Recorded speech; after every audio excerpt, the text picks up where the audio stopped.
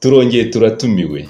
Ni mu isengesho rizwi ku izina ry'igisingizo cya Yeriko ribera mu rugo rw'umutima mutagatifu wa Yezu kuri Centre de l'Emmanuel Kigali.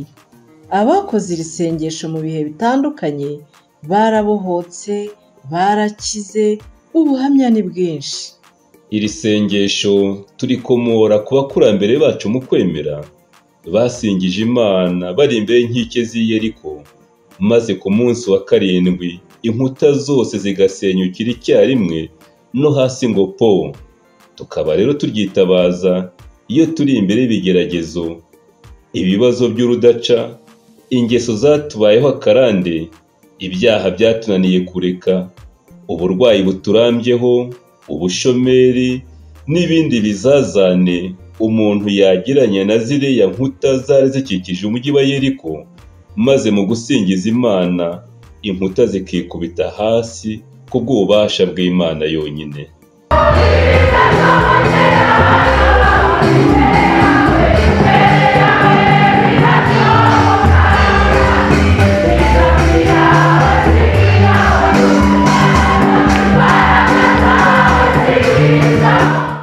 Kuri iyi nshuro ni njye nawe dutahiwe, ngwino dusingize Imana maze nayo yiheshe ikuzo iwacu, mu byacu no mu bacu. Ufite amatwi arumva icyo Roho abwira za Kiliziya. Ni uguhera ku wa mbere tariki ya 18 kugera ku cyumweru tariki ya 24 Nzeri 2023. Gahunda izaba iteye itya: kuva ku wa mbere kugera ku wa gatanu tuzajya dutangira saa 11:15 dusoze saa 2 z'ijoro.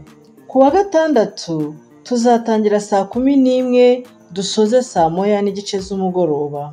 Naho ku cyumweru tuzatangira saa 3 za mu gitondo dusoze saa 9 z'amanywa.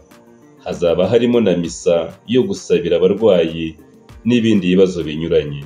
Abatuye kure n'abatuye imahanga namwe murararitswe, muzifatanye natwe mukoresheje umuyoboro wa YouTube witwa Communauté de l'Emmanuel Rwanda n'uwa Radio Maria Rwanda, maze duhuze imitima.